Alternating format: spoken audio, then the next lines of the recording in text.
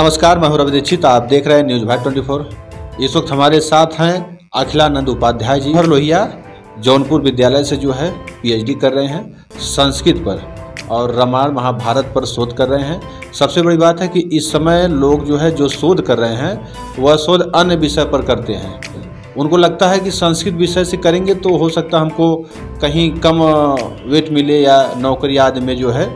तो इनसे हम जानेंगे संस्कृत को लेकर के आप शोध कर रहे हैं, क्या मकसद रहा है, इससे क्या आपका लाभ है, और दर्शकों को भी बताएं कि संस्कृत से करने से क्या हमें लाभ होने वाला है।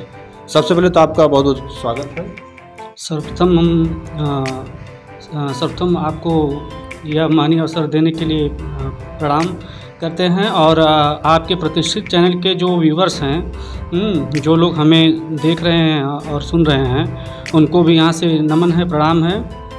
और मेरा नाम अखिलानंद उपाध्याय है और इस समय हम डॉक्टर राम मनोहर लोहिया राजकीय महाविद्यालय मुफ्तीगंज जौनपुर से पीएचडी कर रहे हैं। और हमारा जो विषय है, टॉपिक है, वह बहुत ही महनीय है, बहुत ही महत्वपूर्ण है।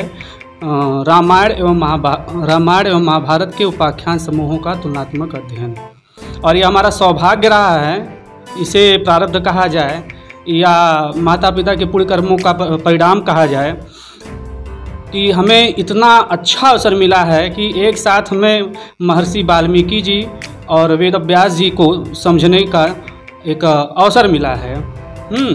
और रह गई बात जो है संस्कृत के संस्कार की, तो यह हमारे आदरणीय जो है स्वर्गीय रामानंद उपाध्याय हमारे पितामह हैं और उन्हीं का यह स्वप्न रहा है कि हम संस्कृत विषय को आगे लेकर के चलें, जिसके कारण संस्कृत का संस्कार जो है हमारे अंदर प्राथमिक और जूनियर स्तर से ही जो है वह चलता रहा। और उसके बाद हमने बीएचयू से बीए किया, बीएचयू से एमए किया और वहीं से हमने बीएड भी किया। और उसके बाद जो है बीच में हमने अध्यापन का कार्य किया और प्रिंसिपल भी हम रहे। उसके बाद हमको लगा कि नहीं, हमें इस लक्ष्य को, जो लक्ष्य हमें दिया गया था हमारे दादाजी के द्वारा, तो उसको पूरा करना चाहिए, उसको हमें पूरा करना चाहिए। इसलिए हमने सारे कार्यों से जो है अपने आप को मुक्त कर लिया प्रवृत्ति से। अच्छा, ये बताइए कि जैसे इस समय जो लोग जो है संस्कृत छोड़ करके अन्य विषयों पर जो शोध करते हैं, पीएचडी कर रहे हैं, तो आपको क्या लगा कि संस्कृत को लेकर के आप जो है पीएचडी कर रहे हैं, इससे क्या लाभ है और क्या आगे और तैयारी करनी चाहिए इसको लेकर के? आपका प्रश्न बहुत ही महत्वपूर्ण है और हमारे हिसाब से यह प्रश्न न केवल आपकी तरफ से बल्कि जो है संपूर्ण इस धराधाम पर निवास करने वाले संपूर्ण मानव समाज, हर प्रकार के जाति धर्म वर्ग के द्वारा यह प्रश्न होना चाहिए। क्योंकि इस प्रश्न के उत्तर में न केवल जो है रोजगार है, न केवल संस्कार है, बल्कि जो है मानवता का आधार भी है। यहाँ पर केवल जो है रोजगार की बात नहीं होती, क्योंकि हमारे यहाँ संस्कृत में जो है बताया गया है कि धर्म, अर्थ, काम और मोक्ष, ये 4 स्तंभ रहे हैं। यह हमारे यहाँ जो है, हमारे यहाँ ऋषि परंपरा में, हमारे यहाँ वैदिक परंपरा में 4 स्तंभ रहे मूल, जिन्होंने मानवता के कार्य को जो है बहुत ही सरलता से, सहजता से किया है। जहाँ पर व्यक्ति को धर्म भी प्राप्त होता है, अर्थ भी प्राप्त है, काम अर्थात सामर्थ्य भी प्राप्त होता है, और उसके बाद जिस चीज़ की कामना महर्षियों ने, तमाम विद्वानों ने किया कि मोक्ष की प्राप्ति, तो मोक्ष की भी प्राप्ति होती है। और मोक्ष प्राप्ति के संबंध में संक्षिप्त में हम यह कहना चाहेंगे कि ऐसा नहीं कि मोक्ष हमें जो मिलता है वह मृत्यु के उपरांत मिलता है, नहीं, ऐसा कुछ नहीं है। मोक्ष का मतलब ही हो गया कि सारे प्रकार के, विभिन्न प्रकार के दुखों से निवृत्ति को प्राप्त कर लेना और संसार में रहते हुए भी जो है सांसारिकता से दूर रहना है। यही हमारे यहाँ मोक्ष की अवधारणा है। तो यह सब कहाँ बताया गया है, यह कहाँ समझाया गया है? यह संस्कृत भाषा में बताया गया है। यह संपूर्ण मानव को जो है, संपूर्ण मानव समाज को जो है संदेश दिया गया है कि हमारा जो धर्म है, मूल धर्म है, धर्म का कोई प्रकार नहीं होता है। ऐसा नहीं है कि धर्म हिंदू धर्म है, मुस्लिम है, सिख है, ईसाई है, पारसी है और अनेकानेक धर्म हैं। नहीं, धर्म तो धर्म ही होता है, उसका कोई विभाजन, उसका वर्ग नहीं है। इस तो या तो धराधाम पर रहने वाले मानव ने जो है उस धर्म को अनेकों अनेक धर्मों में उसको बांट दिया है। तो यह जो धर्म हमारा है ये संस्कृत भाषा में है, और संस्कृत भाषा क्या कहता है कि हमें न केवल धर्म, न केवल अर्थ, न केवल काम, न केवल मोक्ष, बल्कि चारों कॉन्सेप्ट को एक साथ लेके चलना चाहिए। अब रह गई बात आपके द्वारा जो प्रश्न किया गया है कि नहीं, आज के समय में संस्कृत को लेकर के जो है भ्रांतियां जो है समाज में व्याप्त हैं। तो आखिर ये क्यों व्याप्त हैं, आखिर इसका कारण क्या है? इस कारण के पीछे अगर हमने जो शोध किया, हमने जो इस चीज़ को समझा, चूँकि हम इस समय शोध कार्य कर रहे हैं, या हमारा द्वितीय वर्ष है शोध कार्य का, तो हमने इस चीज़ को समझना चाहा और इस पर हम कार्य भी कर रहे हैं अलग से, और पुस्तक भी लिखने का कार्य कर रहे हैं, जो कि हो सकता है 4-6 महीने या 1 साल में जो है वह प्रकाशित हो। जब भी होगा तो आप लोगों के लिए होगा, न केवल हमारे लिए होगा। तो उसमें यह हमने उसको समझा कि होता क्या है कि सबसे पहले हम मूल जड़ में जाएं इसको, और मूल जो जड़ हमने पाया, यही पाया कि प्राथमिक स्तर कमी क्या है हमारे यहाँ कि हम प्राथमिक स्तर पर ही जो है गलती कर जाते हैं और भूल कर जाते हैं। और न केवल यह भूल माता पिता करते हैं, न केवल यह भूल जो है समाज हमारा करता है, बल्कि अज्ञान रूपी आवरण को दूर करने वाले अपने ज्ञान के प्रकाश से हमारे कुछ गुरुजी लोग भी जो है कुछ गलतियां कर जाते हैं, और गलतियां तो सबसे होती हैं। और गलतियां क्या है कि हम इस आपके प्रतिष्ठित मंच से हम किसी को किसी भी प्रकार से, किसी भी विचारधारा को यह नहीं कहेंगे कि नहीं उन्होंने गलती किया, उनकी गलती है, हम बहुत महान हैं या हमारी ही विचारधारा सही है। हमने जो पाया यही पाया कि अध्यापक लोग क्या गलती करते हैं कि प्राथमिक स्तर पर बच्चों को जो है वह बताते नहीं हैं, विषय का केवल ज्ञान कराते हैं, केवल विषय का ज्ञान कराते हैं। जबकि हमारे यहाँ जो वैदिक परंपरा रही है, ऋषियों की परंपरा रही, मुनियों की परंपरा रही है, और गुरुकुल की परंपरा यह रही है कि हम जो है बच्चों को विषय का बोध नहीं कराते हैं, केवल बोध नहीं कराते हैं, विषय का ज्ञान कराते। बहुत ही अंतर है। जैसे विषय का ज्ञान इतिहास का हो गया, भूगोल का हो गया, राजनीति शास्त्र का हो गया, अर्थशास्त्र का हो गया, और तमाम अनेकानेक जो विषय हैं जो आज के समय में लोगों की दृष्टि में रोजगार को उत्पन्न कर रहे हैं, तो ये सारे जो विषय हैं, ठीक है, यह आपको रोजगार दे रहे हैं। लेकिन जो क्या है कि जो हमारी अपनी इच्छा है कि जो प्राथमिक स्तर पे क्या है कि आप बच्चों को केवल विषय का ज्ञान मत करवाइए, उसे बोध करवाइए, उसे आत्मसात करवाइए। और आत्मसात का तात्पर्य यह नहीं कि बच्चों को बताना कि आत्मसात का क्या अर्थ है। यह गुरुजी लोगों से, इस मंच से संपूर्ण धराधाम पर रहने वाले जो शिक्षक हैं संस्कृत के, वो भी प्राथमिक और माध्यमिक स्तर के, उनसे बस हमारी यही विशेष प्रार्थना है। और यहाँ से हम यही संदेश लोगों को देना चाहते हैं कि देखिए, बच्चों को विषय का ज्ञान कराइए, लेकिन बच्चों को यह बताइए कि नहीं, सबसे पहले और सबसे पहला जो आपका चैप्टर होना चाहिए, जो आपके पाठ्यक्रम से इतर होगा, आपके अपने पाठ्यक्रम में होगा पहला चैप्टर कि बेटा हमारे छात्र छात्राओं, हमारे संस्कृत पढ़ने से क्या क्या लाभ हो सकते हैं।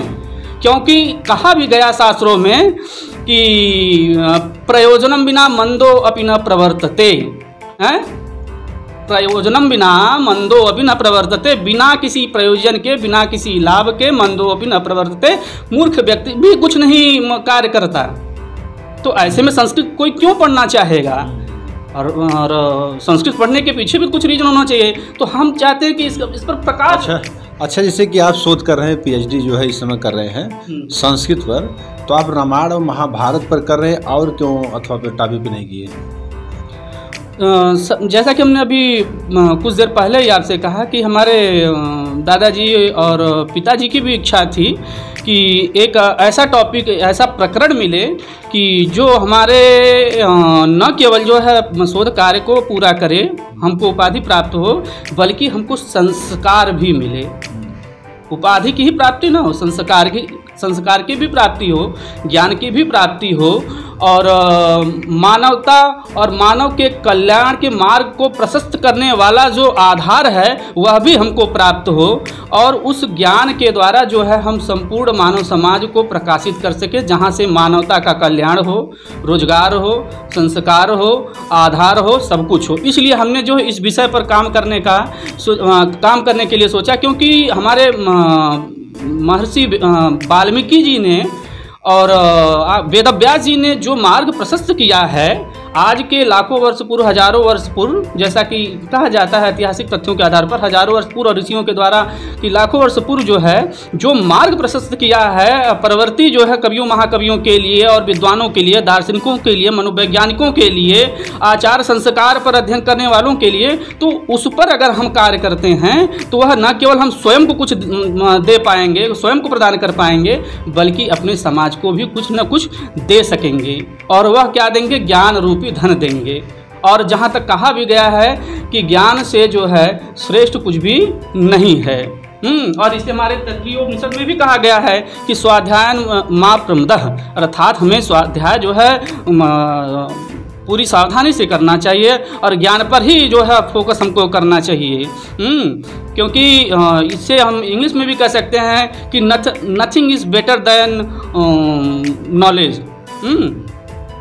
चलिए, बहुत बहुत धन्यवाद। आप हमारे साथ आए जो है शिक्षा को लेकर के बहुत महत्वपूर्ण आपने जानकारी दिया। हम चाहते हैं सभी लोग जो है संस्कृत पर, जैसा कि इन्होंने बताया है, आप सब लोग भी इस पर ध्यान दें और संस्कृत को आगे बढ़ाएं, ताकि आने वाली पीढ़ी भी जो संस्कृत को शुरू से ही लेकर के अपने अंदर धारणा ले और शिक्षा को लेकर आगे बढ़ाएं।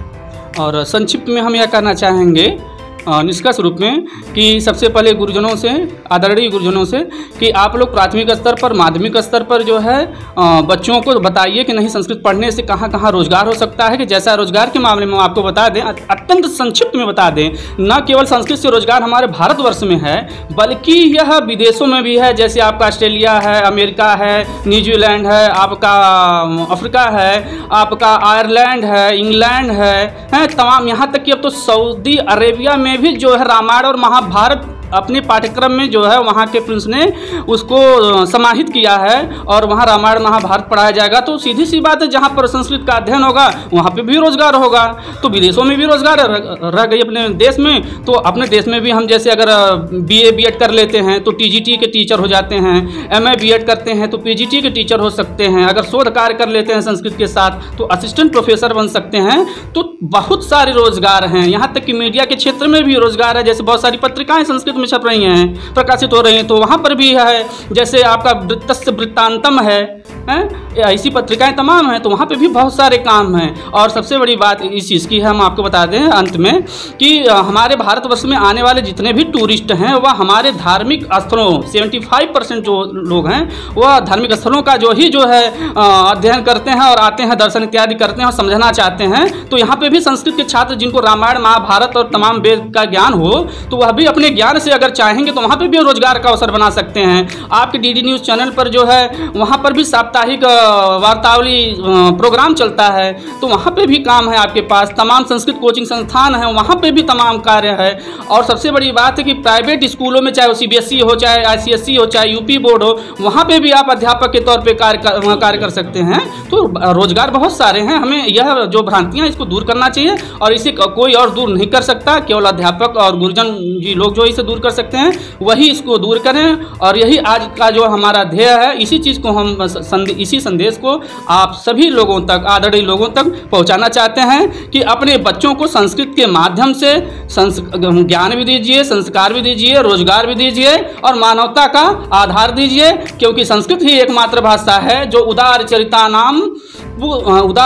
नाम तो वसुधैव कुटुंबकम, तो संपूर्ण विश्व को एक साथ लेकर चलने का जो आधार है, जो सामर्थ्य है, वह संस्कृत भाषा में ही है। तो न केवल आपके बच्चों का कल्याण होगा, न केवल आपके परिवार का होगा, समाज का होगा, बल्कि संपूर्ण विश्व का जो है कल्याण है इस संस्कृत विषय से। तो ऐसे महनीय विषय को साथ लेकर के हम क्यों न चलें? जब संस्कृत ने हमको वसुधैव कुटुंबकम कह करके अपना लिया संपूर्ण विश्व को, तो हम संस्कृत को क्यों न अपनाएं? इन्हें अपने वक्तव्यों के साथ आप समस्त जो है आदरणीय जनों को, आप आपके प्रतिष्ठित चैनल के समस्त व्यूवर्स को जो है हम धन्यवाद देते हैं कि आपने बड़े ही ध्यान से, बड़े ही धैर्य से हमको सुना।